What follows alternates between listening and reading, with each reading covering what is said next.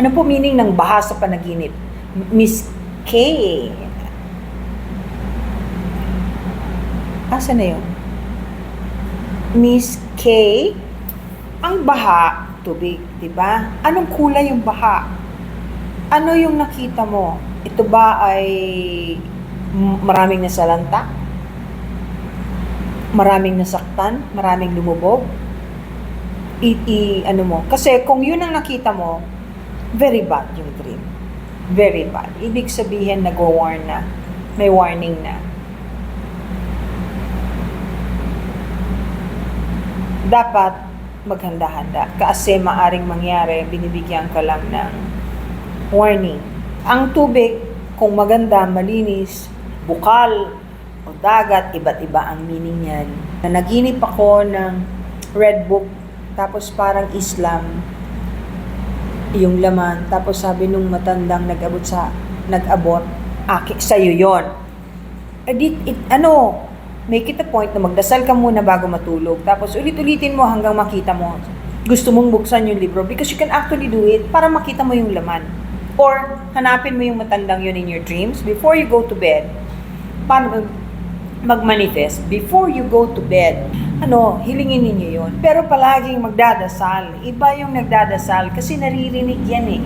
Naririnig yan ng mga kinauukulan. Akala ninyo ba, biro-biro lang yung dasal na wala namang nangyayari pag nagdadasal. Walang nangyayari pag nagdadasal kayo nang nakahiga. Kasi nga hanggang kisame lang yung dasal ninyo. Yung pulang libro ba ito? Arabic. You have to be able to understand what it means. Kasi useless if you don't understand what it means. You have to ask na through their help mentally for you to understand what you're reading. Na naginip ka na yumao yung asawa mo at sinabi sa yung hindi, whatever your religion is, you better seek help for the soul of your beloved partner, wife or husband. Alam nyo, magsindi na kayo ng kandilang puti as much as possible, yung liwanag candle, yun yung brand. O kaya kung Catholic ka, pumunta ka sa simbahan, pumunta ka sa office. Z, are you listening? Listen to me kasi naawa ako doon sa asawa mo.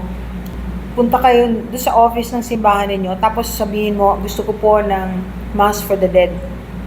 Yung Eternal Mass for the Dead. Lang po yan, magdo-donate lang kayo. Konti lang yan, 300, ganyan, 500. Punta kayo. Tapos pagdasal mo siya, napaka-importante, kawawa naman nagpasabi pala sa iyo.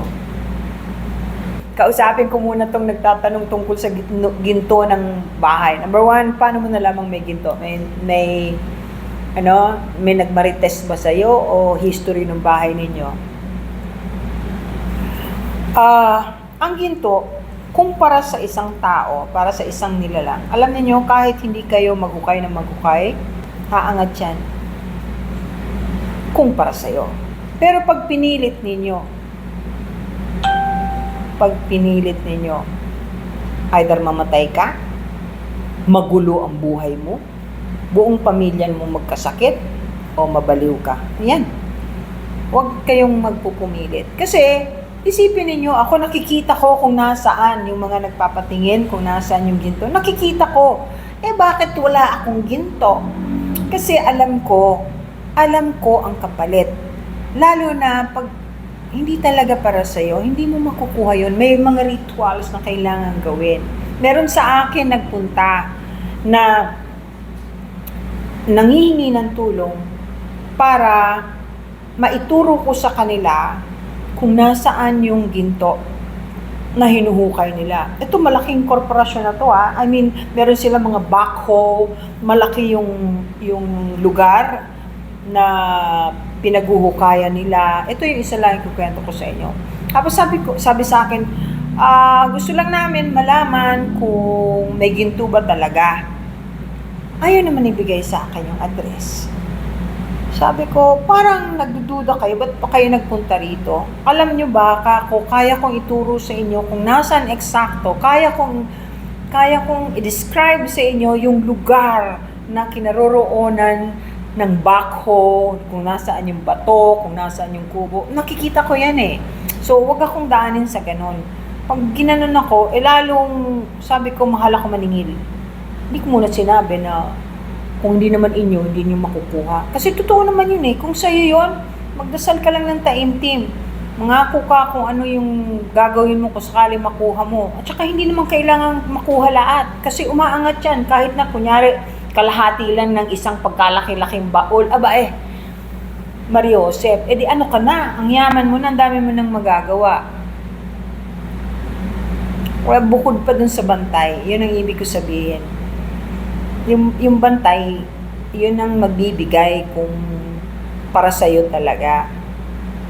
Bakit po minsan yung mga panaginip ay paulit-ulit? Ibig sabihin, hindi mo iniintindi. Diripin mo kung anong ibig sabihin at inahatid sa'yo ng higher self mo, bakit palaging pinapakita sa'yo yung panaginip mong yun. Before you sleep, tonight, sabihin mo yun sa sarili mo. Kung ang baby daw ba namatay, totoo po bang nagiging angel na sila? Hindi po. Depende. Kasi may iba na kaya namamatay yung baby na maliit pa, umatras. Nagbago ang isip ng kaluluwa. Ito yung baby pa talaga, yung infants. Umatras, hindi nila, nagbago ang isip nila na parang hindi nila kaya yung sitwasyon o hindi nila sigurado kung may matututunan sila sa magiging magulang nila. Yun ang isa. Maraming reason siya. The other one is, hindi lahat ng baby, naku, maraming mabubwisit sa akin to. Hindi po lahat ng baby angel. Hindi po. Pansinin ninyo, may mga baby na kahit payat, pag kinarga mo, parang ang bigat. Tapos, hindi naman matagal na hawak mo, pagod na pagod ka. Mabigat po yon. May ibig sabihin yon. Kaya kailangan ipagdasalin nyo yung baby na yon. Okay? Hindi lahat. Hindi lahat ng baby ay angels. Ke namatay, ke buhay. Karamihan, angel. Sa umpisa. Pero pag lumaki, nagbabago yan. Ang mabigat, yung hindi naman mabigat yung bata, hindi naman mataba, wala pang 1 year old. Pucha, pagod na pagod ka palagi pagkarga mo. Iba yon.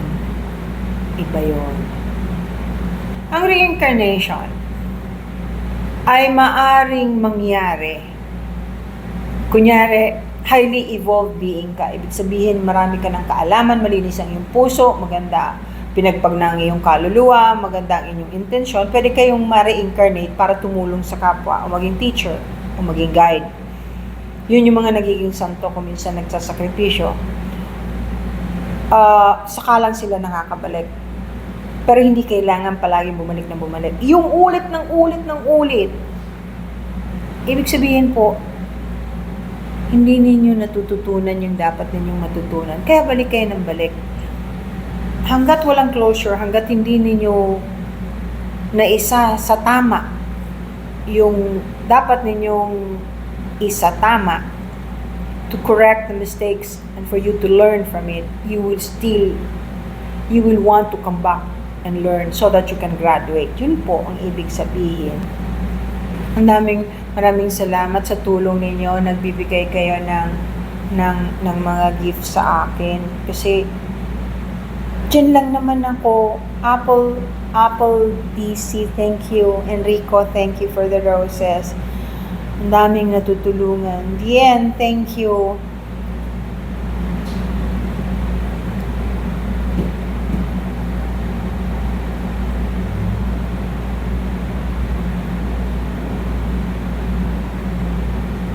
Thank you for the rose, Lodi. Uy, daming heart.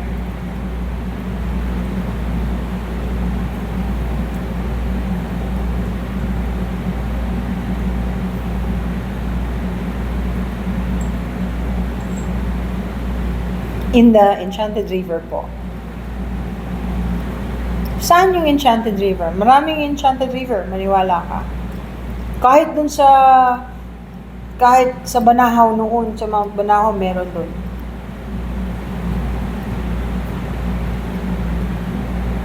Yung lahat po ng nagtatanong tungkol sa kung paano maging estudyante ko ngayong January 27, i-click nyo lang po yung taas ng red basket dun sa may profile ko, dun sa may bio ko, yung Spiritual Alchemy PH. Nandun po, i-click nyo lang po yon.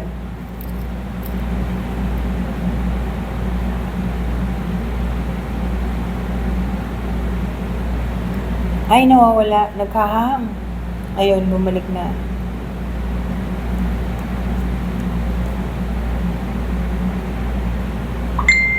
Bakit po yung iba nating namatay na mahal sa buhay, hindi nagpapakita sa panaginip? Baka naman kung ano-anong hinihingi kasi nung namatayan.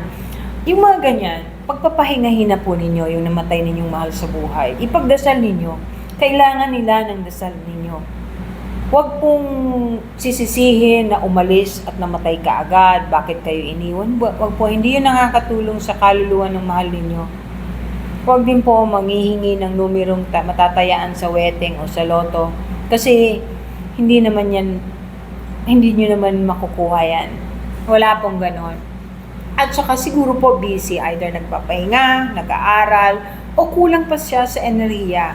At wala sigurong masyadong importanteng dahilan para magpakita sa'yo. Or, hindi mo naman hinihiling, hindi mo naman pinagdadasal. Totoo po ang old soul number reincarnation. Ano pong ibig mong sabihin? Na ibig sabihin, old soul ka na dahil marami ka ng beses reincarnate? Ay, hindi po, ganito yan.